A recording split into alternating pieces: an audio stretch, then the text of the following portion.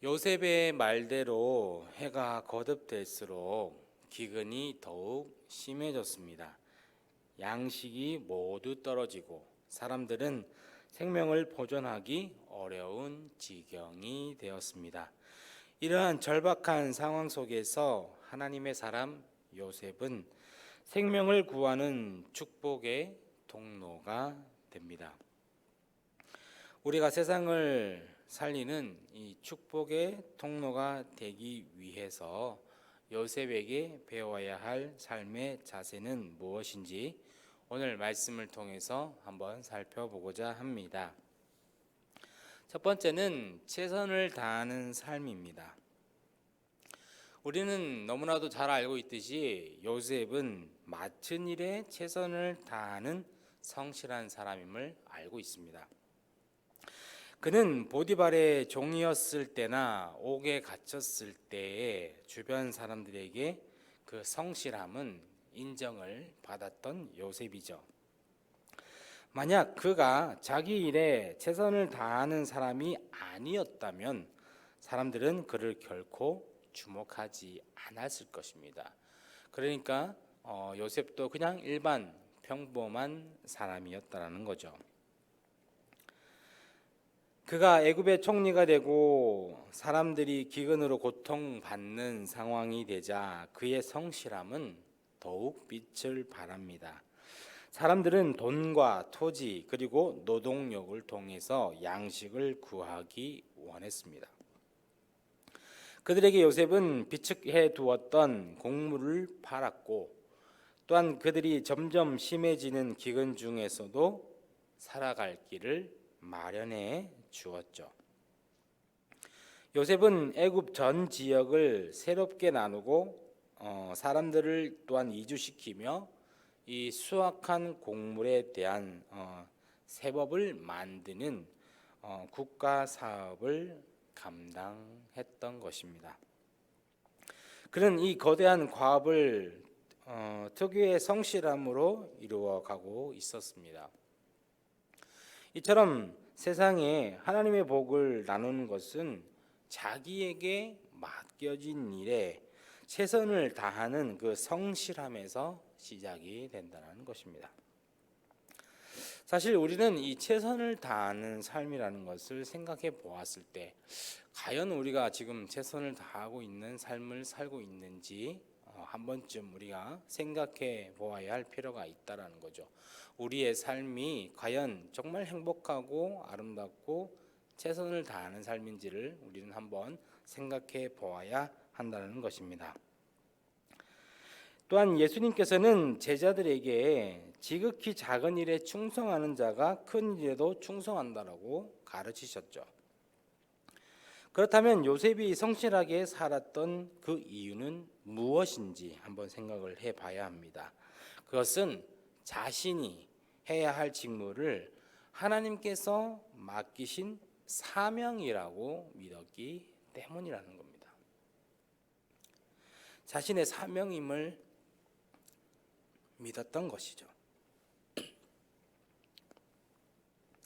그는 자기 일에 성실하게 함으로써 또한 신앙의 이 진실성을 삶으로 고백을 합니다. 우리는 보이지 않는 그 하나님을 삶으로 사람들에게 보여줘야 한다는 거예요. 무슨 일이든 죽게 하듯 최선을 다할 때 세상에 선한 영향력을 끼칠 수가 있다는 것입니다. 그래야 해서 우리 모든 성도님들 특별히 힘들고 어려운 이 시대를 정말 우리가 최선을 다하면서 살아갈 수 있도록 더더욱 하나님 앞에 또한 엎드리고 또한 하나님께 또 은혜를 구하고 또한 하나님의 그 복을 주심을 통하여서 우리가 정말 이 사람들에게 세상 속에 있는 사람들에게 선한 영향력을 끼쳐야 한다는 것입니다. 두 번째로는 생명을 살리는 삶이에요. 요셉은 하나님이 주신 지혜로 죽음의 위기에 놓인 사람들의 생명을 구했던 것입니다.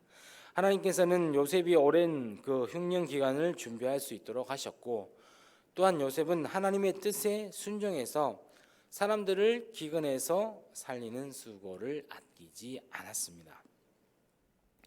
일찍이 하나님께서는 아브라함을 부르시고 너는 복이 될지라라고 말씀을 하셨죠. 모든 족속이 그의 덕을 입게 될 것이라고 약속을 하셨습니다. 하나님께서는 이 요셉의 삶을 통해서 그 약속을 성취하셨죠.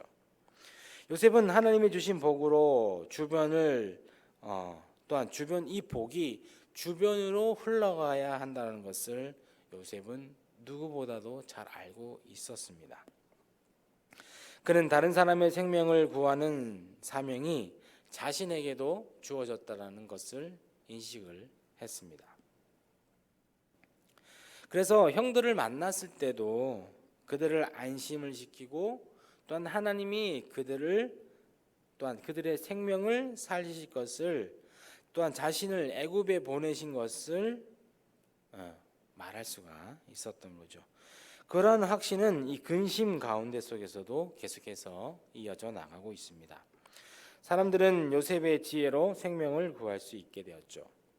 하나님께서는 우리 교회 공동체가 요셉과 같이 사명에 깨어 있기를 원하신다라는 거예요. 요셉과 같은 사람들을 원하신다는 것입니다. 사랑하는 성도 여러분, 요셉이 살아왔던 삶이 정말 힘들고 어려운 삶이었지만 그 삶 가운데도 하나님을 기억하고 하나님의 그 놀라우신 은혜와 복을 기억했던 이 요셉처럼 늘 하나님의 은혜를 구하며 살아가시는 우리 귀한 모든 성도님 되시기를 축복합니다. 하나님께서는 교회가 세상에 복이 되어서 지역 사회와 이웃을 살리는 사명을 감당하기를 기대하신다는 거예요. 누구를 통해서? 바로 우리를 통해서 원하신다는 겁니다. 그러나 교회가 하나님이 주신 사명을 잊은 채 세속적 가치에 이끌려서 참된 열매를 맺지 못한다면 하나님은 그리고 하나님과 사람들에게 우리는 버림을 받게 될 것입니다. 요셉이 자신의 사명을 잊지 않고 최선을 다해서 생명을 구원했던 것처럼 우리도 생명을 구원하는 일에 우리는 그 일을 잘 감당해야 할 것입니다. 말씀을 맺습니다. 우리가 세상에서 살아갈 때에 하나님의 복이 되려면 무엇보다도 하나님이 맡기신 일에 성실하게 우리는 최선을 다해야 한다는 겁니다. 불성실함으로는 사람들의 마음을 얻을 수도 없고 또한 하나님께 쓰임을 받을 수 없다라는 것입니다. 오늘 우리는 이 말씀을 통해서 정말 이 성실함과 아울러서 하나님이 주시는 그 영원 구원의 사명에 우리는 깨어 있어야 한다는 거죠. 또한 하나님께서는 우리를 축복하셔서 요셉과 같이 세상에 복이 되도록 우리를 사용하신다는 것입니다. 바로 이것이 축복의 통로가 되는 삶인 것 같습니다. 우리가 최선을 다하고 또한 생명을 살리는 일에 우리가 열심을 다한다면 분명히 하나님께서는 우리에게 크신 은혜와 복을 주실 줄 믿습니다.